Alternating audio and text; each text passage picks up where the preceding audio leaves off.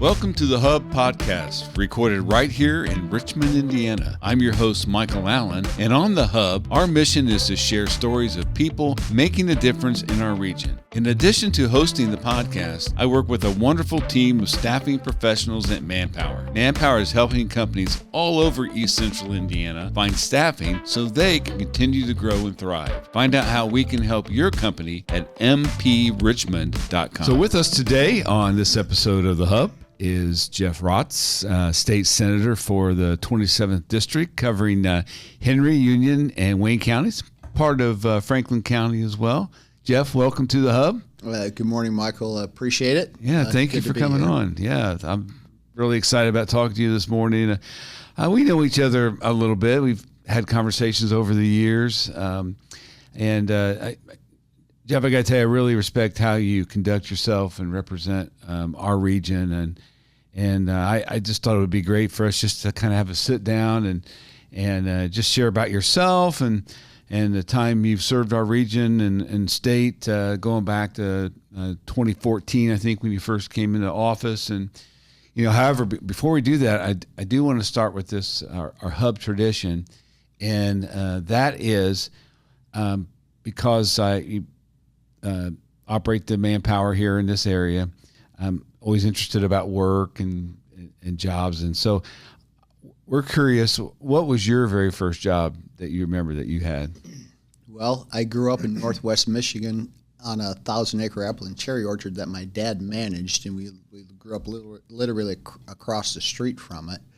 And so I honestly look at my Social Security record, and 11 years old is when I first contributed to Social Security. I don't think you can do that today. I don't know that for sure, but yeah. Yeah, I don't know what the. I'm sure since your father managed it or owned it. Managed it. He didn't own it. Yeah, but that was why certainly. But yeah, that was doing some menial tasks in the basement of our home in the wintertime, actually. So that we're setting up for the next spring. So you weren't actually picking cherries. I did absolutely do that. At 6 years old, I remember being in the orchard with my mother, and so I couldn't wait for my legs to get long enough to engage the clutch in the tractor so I could stop doing some of those things. And it was a great work ethic was embedded in the way we lived. That's just so it started early and I don't know anything else. I hope I figure it out someday. That I don't have to work 24/7. Well, we've had a strawberry patch, and now we've got a cherry orchard. So that just adds to the list of first jobs. So that's great. So I guess next I'd like for you just to share with our followers about yourself. You touched on a little bit as far as Michigan, but where you grew up, your family, school, kids, career. Also, I think we'll kind of touch into your military service. So anyway, I'll kind of let you run from there. Sure. So. Well, I appreciate it. As I said, grew up in Northwest Michigan and graduated from high school. And I really didn't have any plans except I decided I was going to go in the military, and I signed up for a couple of years. And so I did that and came out, went back home, and about a year and a half later, I woke up one day, and this is almost literally the way it happened, and I just said, I'm going to college, and I left and went and never went. I've never lived back in that town. Since nothing wrong with the town, just when I left, I left. And subsequently met my wife at college, and we got married and stayed in a town called Muskegon, Michigan. Okay. I grew up in 60 miles north of there in Manistee. And so when I was in the military, my MOS was a 71 Lima, or an administrative specialist. And honestly, when I look back, it's almost identical to what I get to do today.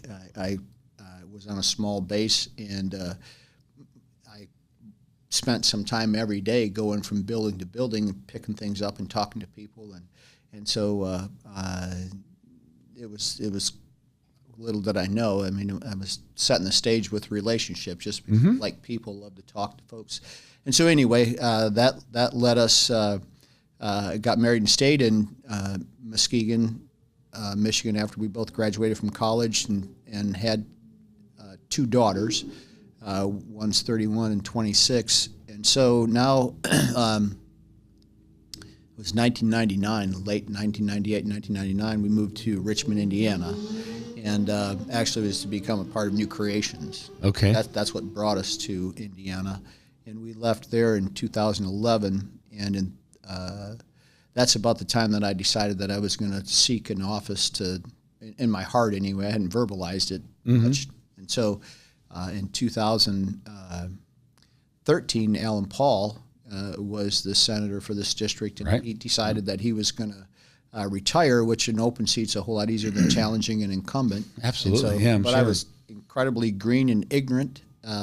But with help, we worked really hard and won the primary, and subsequently served then January.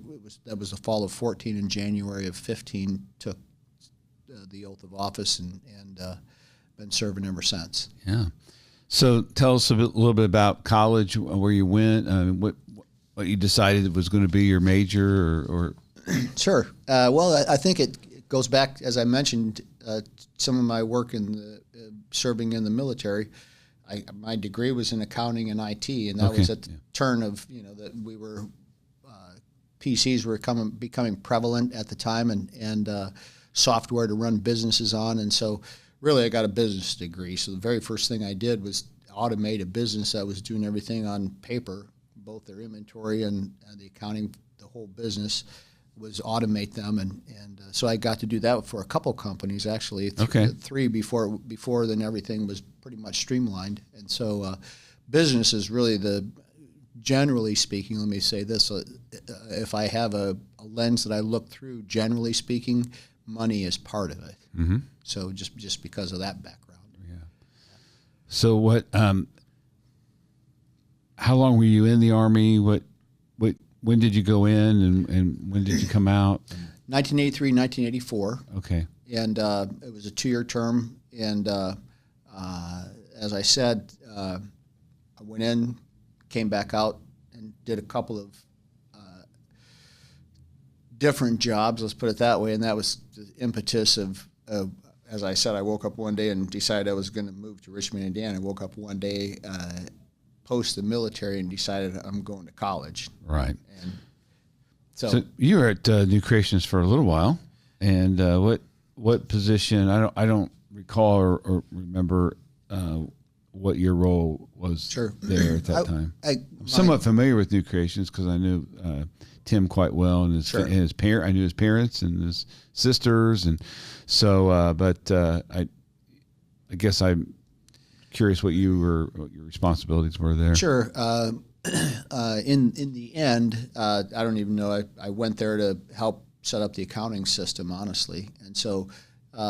In the end, my title was Vice President of Operations. Mm-hmm. So I served right under Tim Cummings and took care of a lot of the day-to-day stuff, and interviewed students to participate in the organization, and had staffing responsibilities to hire and relieve folks, and so pretty much the whole mantra. Yeah, that was really because that worked as a not-for-profit, did it? Yeah, and then but I mean that's his vision and what he was trying to do there. I mean that's a lot to take on and make it work financially. I'm sure it was tough. It was. I think in the early stages, they raised a lot of money, and it was very difficult to keep the ship afloat. It's literally living day to day. But then the internet, the advent, if you will, of the internet. So now we're not only looking regionally for students, but now we're looking across the United States. So we had students from everywhere. Mm-hmm. Every state in the union sent young adults to Richmond, Indiana. Yeah, I remember. Let's make sure we get you a little closer to the microphone. Back in the late 70s, early 80s, they had residents there. They were high school age, and I went to Hillcrest Christian School, and we had a basketball team, and New Creations had a basketball team. So it was interesting. They kind of were our crosstown rivals. And, those young men came from kind of challenging, walks of life. And it was interesting playing games against that group. And so it was, and then there was the Christian school in Connersville kind of had the same thing, rivals with them. And it seems like with New Creations in Connersville, we kind of split. Sometimes we would win, sometimes they would win, which made the rivalry even more intense. Well, that was going to be my question: is if you competed with, whether it's Connersville or New Creations, were you able to compete? Yeah, absolutely. Good. Absolutely. Yeah. But it was interesting, it's not to get a debate on tattoos, but, cause they're everywhere today. I mean, sure, people are just covered with them. And, but it was interesting back, being young high school in the late 70s and early 80s, and the kids we were playing from New Creation, some of them had tattoos, were already had all tatted up, and that was kind of different because that whole culture hadn't really emerged like it is today in rural Indiana, right? Right. Yeah. Exactly. So I just remember like, oh man, those guys got tattoos. Yeah. So that was interesting.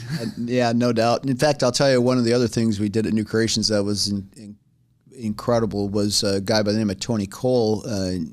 His vision was to help students who maybe didn't get looks that had talent. So not necessarily D1 schools, but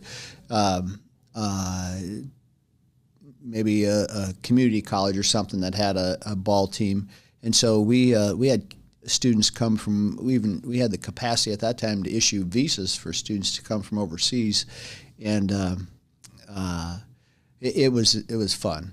They competed. They played some junior colleges, so they spent a lot of time on the road. But that was a fun part of New Creations. That became a huge part of another arm of what the ministry was doing. Yeah. So it was good. So I guess kind of getting into your job representing our area. I guess maybe could hit on some things. We'll just jump into education. Some of the issues that you've been involved in with that in the last year or two.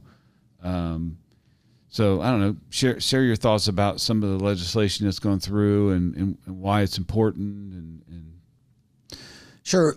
So I chair the education committee, so generally speaking, 80% of what I do at the State House surrounds K-12, not necessarily higher ed, but the K-12 space. And so, as we look our graduation rates, we look at absenteeism, we look at the capacity to read, or is there a proficiency in like third grade reading or sixth grade math.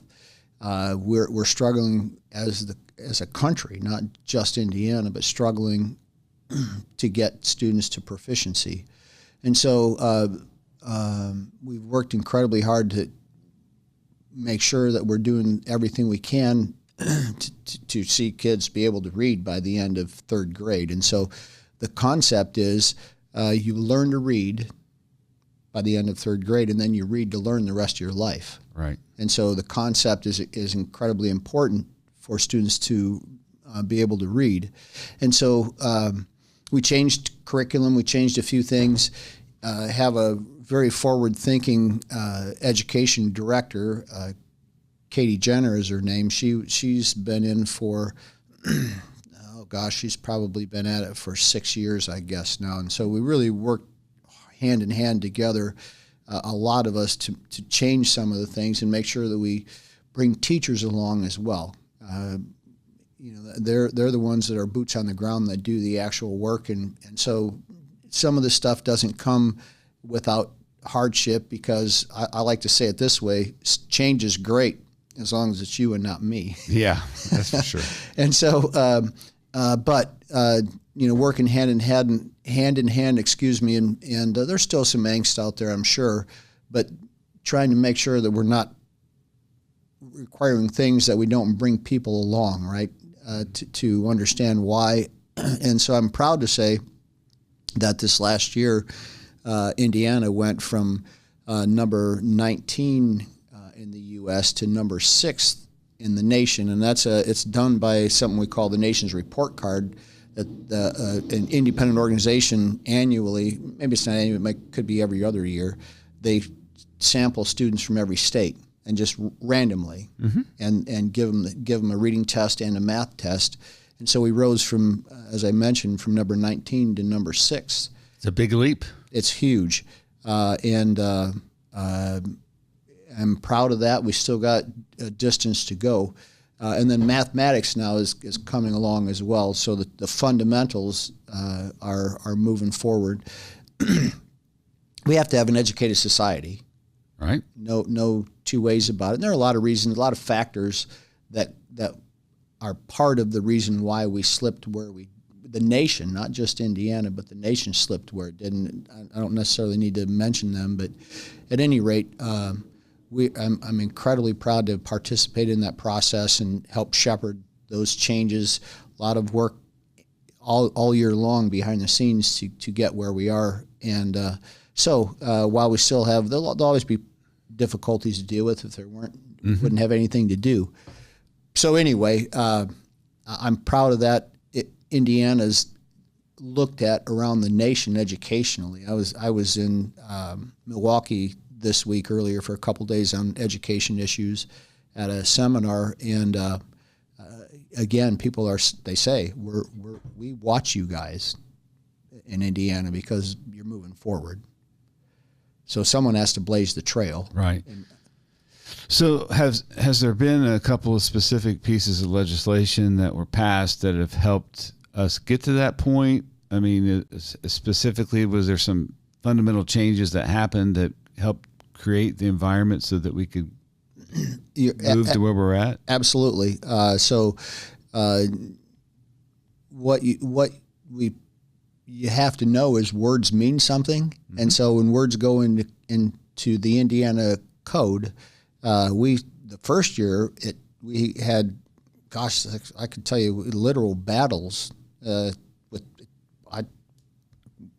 no one cussing, but there were emotions got involved in. I just said, look, I don't care what you do, but get it straight. And so that was a battle between an individual and the Department of Education, and we got it. It ended up, but it was critical to make sure that how we defined, literally is called the science of reading, how this defined in code set the baseline for where we were headed. And so other folks besides myself were far more intricate and understood those things. I was basically in the middle saying, okay, we got to get the words correct in code to get this ship moving forward. And so we were able to do that. And I think hats off to the teachers in the field, because as I mentioned, change is not easy for anybody. And but they've come along and we see the results. And so everybody in the state of Indiana, the individual students first, the teachers second, and everybody else will benefit because of the work that was done. I don't know if it's totally connected, but it makes me think about the current administration talking about on the federal level. Lots of talk about getting away the Department of Education on the national level, and then I think when they talk about that, I think it's about the states can handle it on their own. And, do we really, now, you've been involved in it for over a decade now. Do we really need the federal government involved in helping the state of Indiana educate our kids? Why would we need that, or why can't we just do it on our own, or are they actually, are things on the federal level impede us from doing the things that we want to do as a state? Is that a fair way to say it, and a good question. And so there are people on every side of this issue. I have said personally, the states have to be on task. I don't think the federal government really pushes. They have mantras that they or desires that they have maybe and send us in direction A or B or C, send states in that direction, I should say. And one of the biggest pieces that I would say that they do that's necessary for states, and that's like funding for special needs kids and certain things. And they have some laws like IEPs they have to set up. So if Michael has difficulties, we set up a certain pattern for you to go through to help you get past some difficulties that you have in being educated. Let's put it that way. So what I have said, and I'd stand on this, is the money from the federal government that comes to states. Indiana is about $1 billion. Actually, it's more than $1 billion, but let's just use that term. It's hard to even understand $1 billion a year comes from the federal government. We need that money. We operate with that money, a lot of it. Well, let me say in the opposite side of it, not opposite side of that, in addition to that, a great deal of the dollars that Indiana collects in tax goes to K-12. It's a significant amount of money. It's billions as well, far beyond what the feds send us. But at any rate, I think the federal government could operate with a skeletal crew to manage the states and make sure that they get the amount of money based on the number of students and the need and those things. But from a legislative standpoint, I guess we could ask ourselves, and probably the fundamental question I would pose back to you and even myself, standards, right? So do we want the federal government setting some very high level standards so we know that we're going to have students that can read and write and do math? Questionable, but there's got to be some uniformity out. Let's put it that way, right? So we're not all over the board. But at any rate, I don't think we need the Department of Education at the federal level as we've been accustomed to, and government, inadvertently continues to grow. It's just it's the way it happens, right? Yeah. Just the last thing about maybe schools. Your thoughts about public schools, charter schools, private schools, the balance there. I mean, what's your thoughts about that? It's a great question, one that will probably be battled till the end of time. But parental choice, I'd say, has become the face of education in Indiana over time, and not been easy. I think that the first piece of legislation was in 2011, a few years before I got over there, and incrementally it's changed and changed and changed so that parents have opportunity to send their son or daughter to the place of their choice. It gets kind of hairy when it comes to the money factor of it. So let's just say here in Richmond, student wants to go from one public school to another public school, they can go. Yeah. You want to go from Richmond, you want to go to Centerville, you want to go, you could go to Connorsville if you wanted to. Now, when you leave, the property tax dollars stay local, but the money that follows a student from the state follows the student. So that's the big difference. Property tax dollars stay in the address of domicile for that student. Mm-hmm. So, go ahead. Yeah, I do like the fact that there is options where you could send, let your kids go to school. I don't know how they to be honest. I mean, my boys have been out of high school out of the K through 12 for a long time now. And I don't know how they balance the numbers, like if there's an exodus from one school and one has too many, I don't know how they balance all that. I really don't know, but that's a great question. I think that the receiving school can say, look, not because they're being discriminatory and say, we don't like you, Michael, you can't come to our school, but could be because they have limited amount of teachers available for certain classes, and so they don't have the capacity to take on any more students for that year. So there is certainly some blocks, I guess, if you will, in practical ones in place that say, look, we just can't take any more. Yeah, I mean, that's something that you're not involved in, but it's just that's a local issue. It's a local thing. It's like if one elementary school. I mean, I'm sure each elementary school can only house so many kids if you're trying to have so many students per classroom. I mean, per teacher. Per teacher ratio, whatever that is today. And so, it's interesting. But I like the fact that, we lived really close. The distance between Centerville High School and Richmond High School, where we live, was almost the same. And in some ways it was much easier for for my boys to go to Centerville than it was to Richmond. So we went to Centerville. Sure. And they had a great experience there.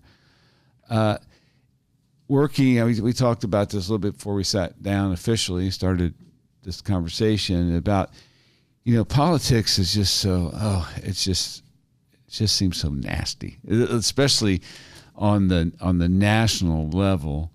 And I don't know if it's truly that. It seems like it's that way because I hear the words that come out of people's mouths, and with all the news agencies, and it's 24/7. You hear about it all the time. And do you think it's the same?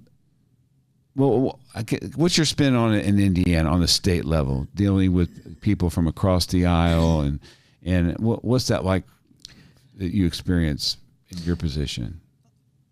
It's far more congenial, and in fact, I'd even say even at the federal level. So, media has a desire to put forth the things that draw folks, because of one thing or another, and so I think we spin this stuff, and it causes us our own problems, right? But I can speak for Indiana specifically. I'm proud to serve with the folks I get to serve with, and I mean that. And that can be Republican or Democrat. I have relationships on across the board, both in the House and the Senate. One of the House member that's on Education Committee, when I bring a bill for the House in the second half to the House and present, I can bet I'm going to get a good debate, but it's an intellectual debate, and some of it has to do with the mantra of Republican Democrat, certainly, in the lens that we look through from that perspective, from a political perspective. But I love the debate piece of it because he makes me think. Maybe he's right. Maybe we need to change this a little bit. To go along, not necessarily along political lines, but to help the individual, the student themselves, and so. I think we should never. There's a value in everybody. I don't care Republican, Democrat, or independent. If we'll come to the table with one goal in mind, and in my case, that'd be to help in the K-12 space, or maybe it's the state of Indiana, right? But and of course, there's different ways to do that, and that's the concept of coming together. But I'm proud in Indiana where we're at. Again, relationships. On both sides, no trouble at all. It's good to hear.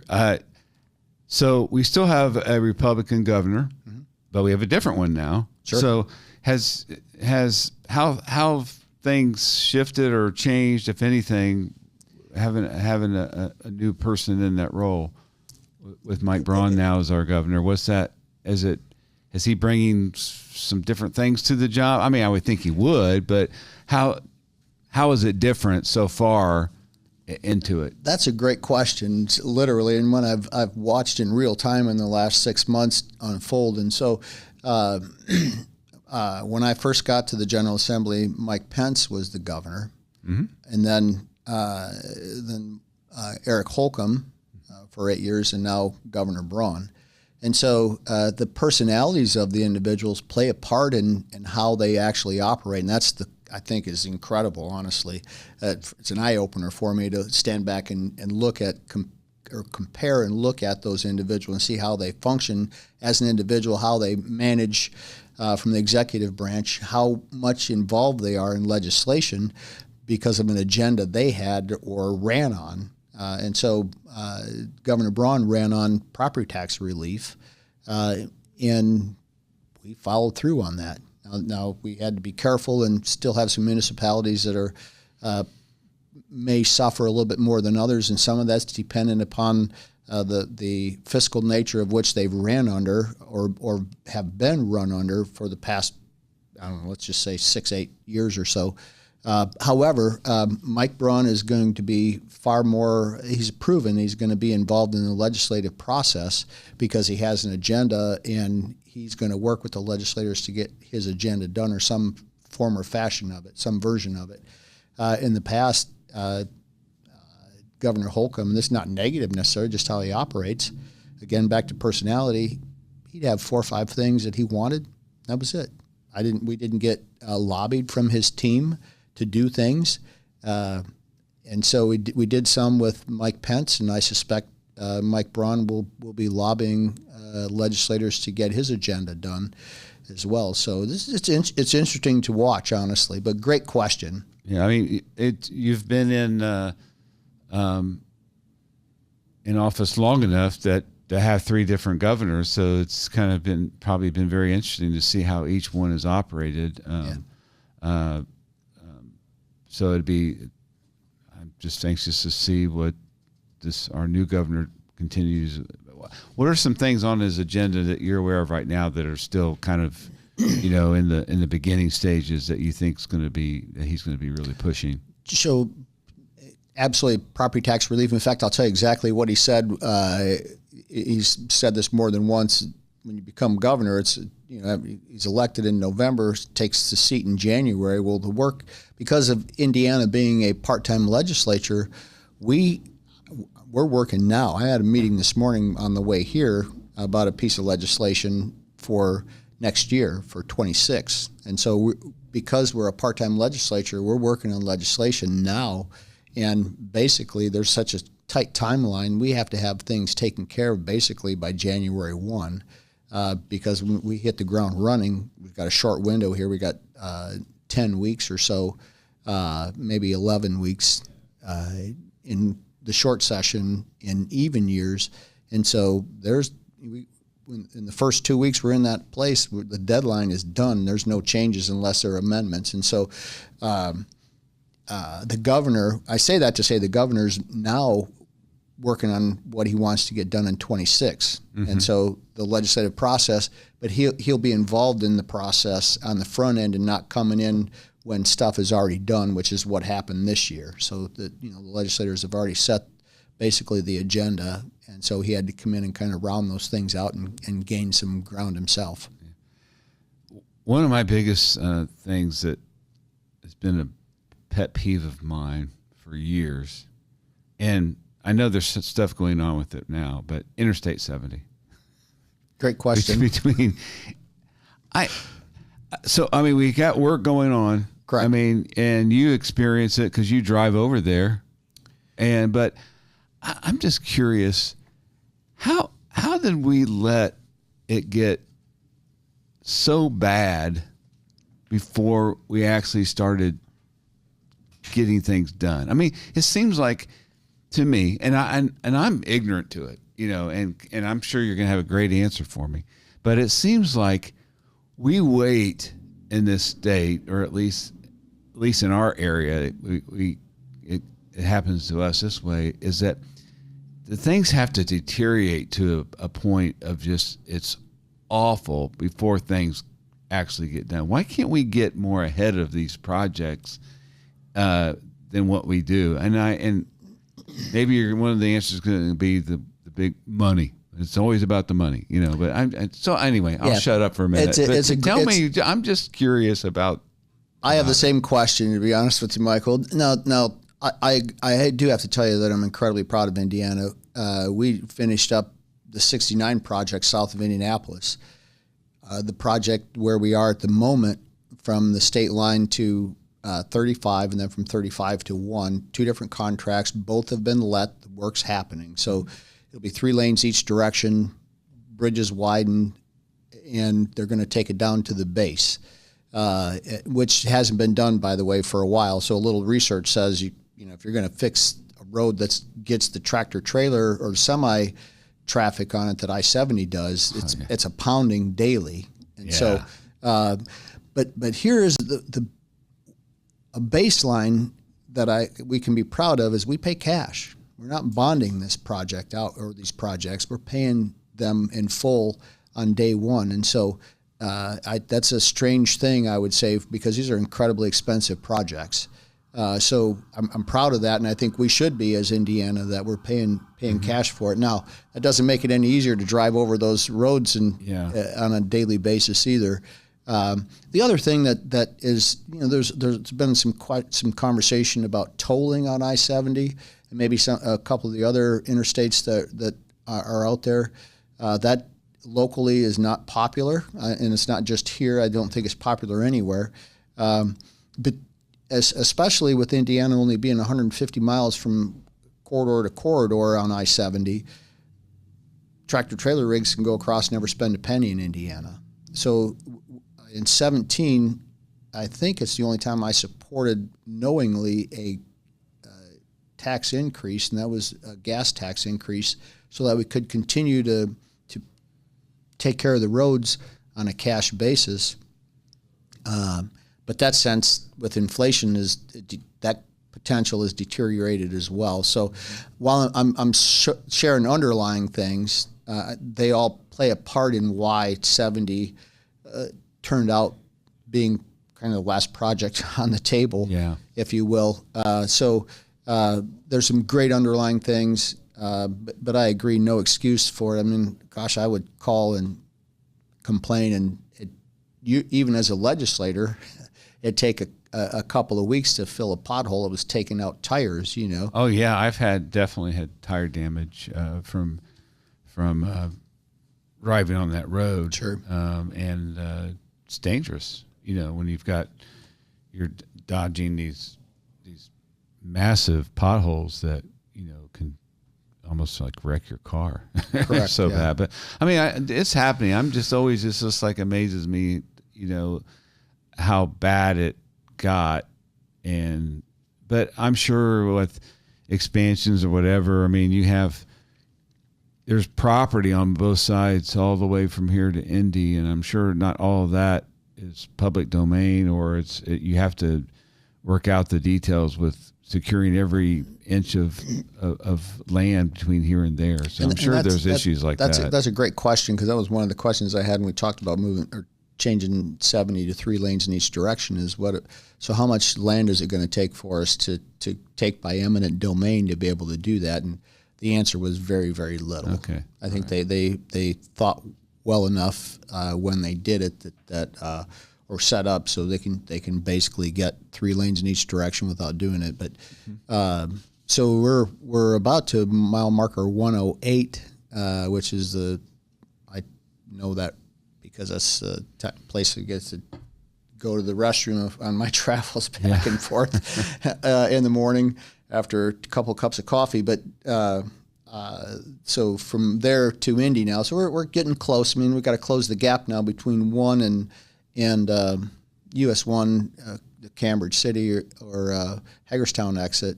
From there to the rest area exit, that's the last piece that's left. And so it's if you go to Indianapolis enough and you get over there and you get on the new road that's 3 lanes in each direction, it's great. Yeah.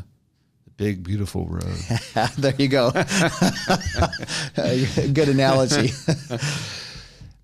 We may have touched on it, and we've just been talking a lot, but when you go back over your career so far, what's 1 or 2 pieces of legislation that you've been intimately involved in that you're really proud of, that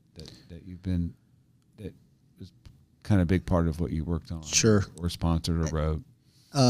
So the concept of the reading portion, behind the scenes, worked incredibly hard on that and pushed hard, and occasionally there's pressures, and so there's arguments about things, but pushing that thing through was I co-sponsored the legislation in both cases, but I didn't author it. But a lot of hard work behind the scenes to make sure that it's done, our T's crossed and our I's dotted, that the words that are put on those in statute are going to make a difference in kids' lives. So that's one thing that I can stand behind and say that I'm incredibly proud of. And the last piece is something that we call career coaching. So now we're in the 3rd year of that. And so what that actually does we have a counselor shortage in Indiana, and I think in all states actually. And so it's like one counselor that I really don't know what. It depends on which survey you look at, but let's just say it's one counselor to 500 students. And so getting them set, whether they're going to college and they got to take college prep, or whether they're going off into the workforce and they take different, maybe shop classes or whatever, helping set things up as far as that goes is a big job. A lot of it's automated now, I think, but nonetheless. So we came up with this bright idea. Why don't we take a third party, so an exterior organization that would come in and contract with a school, and take Michael and set him down at a table and say, what are your desires, what's your likes and dislikes, and maybe even do in fact, we required that this year, not an interest survey, but gosh, I can't think of the name of it now, that would identify your strengths and your weaknesses. Like for me, if I took one of those tests today, it would show administration is high on my list. Maybe yours is people, or, yeah, when I figure it out, I'll let you know. Yeah, well, and it's a difficult thing for sure in how we do it, but past interest surveys, and so I was successful in the 23 budget and in this last budget to get dollars to do that, and because then it's totally focused. If I'm a third party, I contract with a school to come in, and I'm going to take all your 7th graders or your 10th graders and go through and do a aptitude is the word I'm looking for, okay. Aptitude survey, and help them understand themselves a little bit better and move in a direction that I would like to say that makes them tick or is part of really who they are. And so I was probably 25 years old or something like that when I took one. I thought, oh yeah, I've been doing that. I just didn't know that's what I was doing, or what kind of helped me as Jeff Raatz to make the wheels spin in my heart and in my mind, I guess. And so that is proliferating around the state now. We're in year 3 of that, so that will help students. And I think whether they're headed to college or maybe they're much better with their hands. And today you got work ethic and desire, be an entrepreneur and have an HVAC company, have all kinds of different things that are out there and available. And so I think when you like your job, you go to it, right? Yeah. And so that's what really after. And I know it's kind of idealistic and maybe pie in the sky, but even if we can get 50% of students to know what makes them tick and what direction they should go, it's a win for everybody. Yeah. The economic cycle, them individually first, just like education, you need an education, but how you function after that, you want to be happy at it, and that's again kind of pie in the sky. But if you don't reach for it, you never get there. Yeah, I'd be amiss to thank you for sharing that. I'd be amiss not to mention a little bit about workforce development, given that part of my job running our local manpower office. Helping companies with their staffing, on multiple levels. I mean, we want more jobs and more companies in this area. Mm-hmm. Now, you work on a state level, but you represent our region, and right. And you want to. I think part of your job is to try to make sure that the area that you represent gets its fair share of opportunities. Especially as a result, as it pertains to jobs and companies, and we want these companies, we want these better paying jobs, and there's the problem is in this state we're not really growing, especially in this part, your region, our region. Correct. And we don't have a lot of population growth, but we want the jobs. But if we get the jobs, we got to have people to do the jobs. And so it's just this ongoing, I just don't know. I mean, what can what can we do to continue to try to get investment in this area? But then what are we going to do to have the people to be here to fill those roles? I mean, it's just it's tough. It is. It's a great question and one that's not easily solved. And essentially, when I describe East Central Indiana, we had a booming economy. We're largely secondary automotive union jobs, and so they were great jobs. In that sense, is all gone. And so coming back from that is the issue. It's like downtown. How do you revitalize a town like downtown Richmond, where we're sitting today, that was built in, I don't know, 20s, 30s, whatever. You know, how do you revitalize that and continue to move forward? So it's a monumental task, and you're in the middle of it. I think we got great folks, the Chamber of Commerce, the EDC office in Richmond. They're doing everything they can to help be a place where people want to come and have the workforce, obviously, so companies would look at us. You know, a couple of things that we as because of our age don't think a lot. I think we import more than we export when it comes to talent in Wayne County from the surrounding counties. Could even, I suppose, come from across the state line in Ohio because of our geographic location. So there are good things about the mobility of people today, based much different than what it was back in the 1950s or 60s when Richmond was booming. So that's good. Remote work, all those type of things. But I agree. It's a monumental task to get past where we are. I think Wayne County's done good. This region's not done all that bad. And I don't have any criticism necessarily for anybody that is in these positions either. But spending time, one of the things I've tried to do as well is spend time. I was on the governor's workforce cabinet, and I probably am still attached to that, but the governor's changed some things. And so sometimes organizations can be created, especially at government levels, in, you know, you go and sit and listen and you leave and nothing really happens. And so I don't like that. I want to accomplish something if I'm going to spend my time doing things. And so there is things that we can participate in, most definitely. Representative Barrett, myself, for this area. And some of that's based on relationships over there. So the new Commerce Secretary, David Adams, in a vertical, he's over the IEDC, the Indiana Economic Development Corporation, and how they interact with Wayne County and Valerie Schaefer and her team. These are things that we have to at least be a conduit. That don't forget about East Central Indiana. Back to your comment about I-70, just popped into my mind. Why I-70 the last one to be fixed, or brought up to date? Can't say that, but making sure that not just Central Indiana or the more populated areas get the economic development, that East Central Indiana is on the radar as well. So we have to fight and make sure we're keeping ourselves in the middle of that.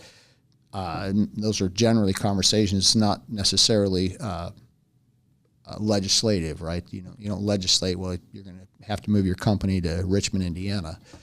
And so, but there is a place, and while a small piece of the puzzle, we do have opportunity to weigh in on some of those and continually have to keep beating the drum and say, don't forget about East Central Indiana. Yeah. One of the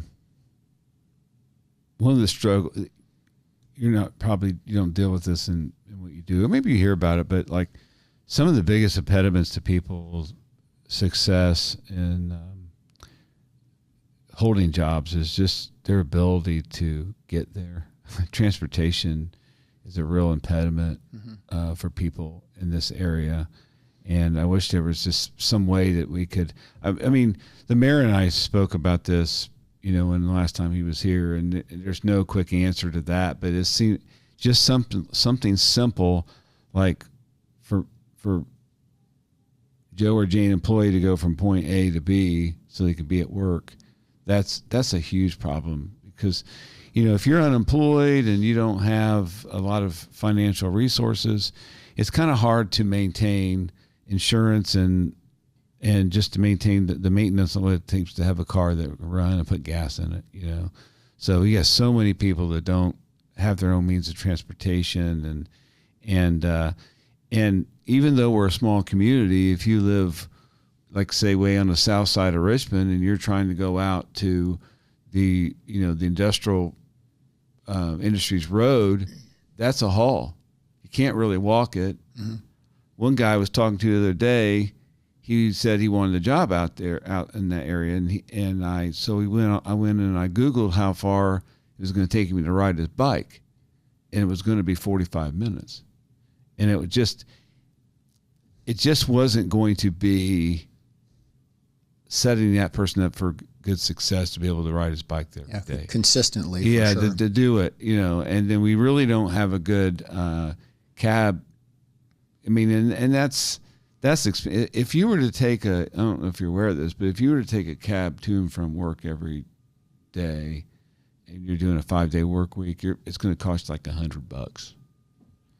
And and then the bus routes, the city buses are we get federal monies for that, and they can't deviate from certain patterns of routes because of that. From what I understood, so because I had opposed the idea of like a hub area where you would go, and there would be some drop-off sites out in Industries Road where you could try to get people on the shift changes times where they knew that they weren't going to have any more than a 5 or 10 minute wait, but because of the way the routes are laid out or whatever, or they weren't able to dedicate a bus for a specific purpose like that. So I don't even know where I'm going with this, Jeff. It's a problem, and I wish it was something. We got a lot of smart people that are involved, but it's such a simple issue like transportation seems like such a very difficult to get good answers to it. So I don't know what. And I wish I could say A, B, and C, and it would function as well. And now I'm going to compare this back to education. So I pulled my transcripts from 1982 in Michigan from high school, and it's identical to what we do today. So we're 43 years past that now, and it's Algebra 1, Algebra 2, biology, advanced biology, accounting.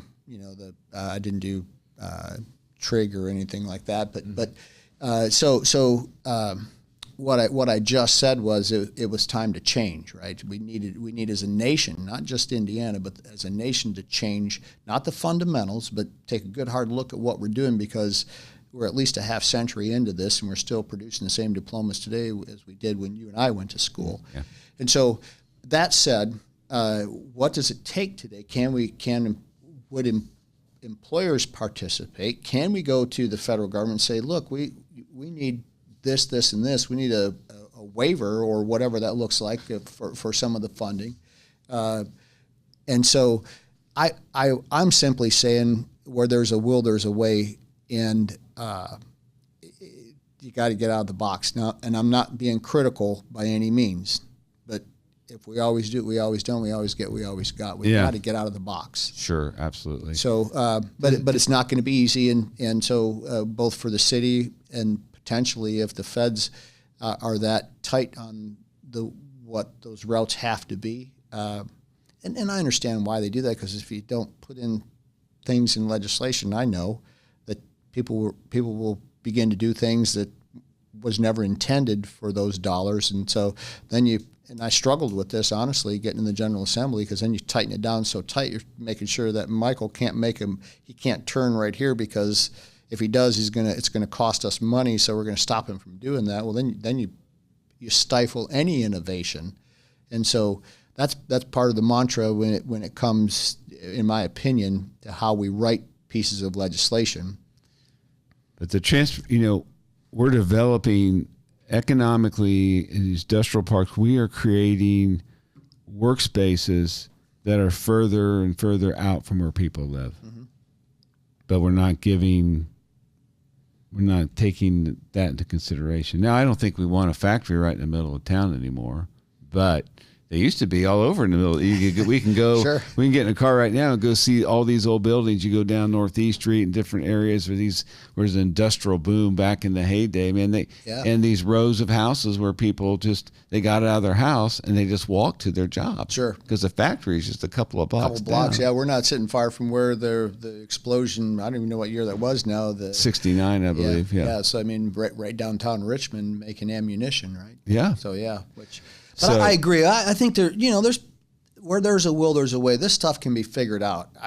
Employers might even want to come to the table and say, you know what, we'll give X to a transportation problem that we have on a whatever. So students, my mind's always in education. So employees can get from point A to point B and get to work, and so and hopefully raise up or give that individual the ability then over time to be able to afford an automobile. So, and the insurance, which is, we know everything has gone up, including insurance, right? Yep.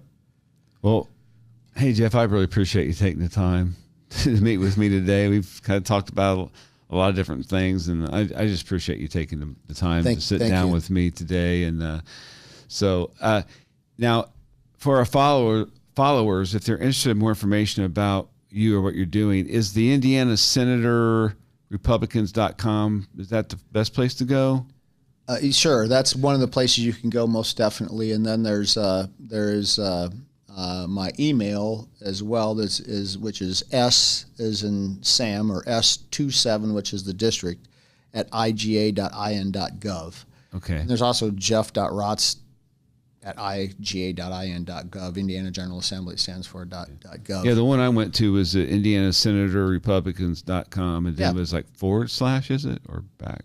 I think it's / honestly don't Raatz. And so certainly there are ways to reach out. We don't hide by any means, and so I think Rep Barrett follows the same thing. If someone calls, we're going to do our best to have a conversation. Yeah, no, you've been very approachable. I appreciate that about you. Thank you for serving our district and the work that you put into it, and wish you the very best in the next session, starting not until January, but like you said, You're working right now, right? Today's the day. And thank you as well, Michael, for your efforts in manpower and helping folks get from temp service to full-time jobs, and that, so you fill a need in the community that's necessary, and so we're grateful for that as well. And thanks for having me on the show. Yeah, great. It's been a pleasure. Thank you. All right. That's all for this episode of The Hub. Thanks again for listening, and we'll see you next time for another conversation with a difference maker from our region. Manpower is proud to support The Hub. Find out how they can support your business at mprichmond.com.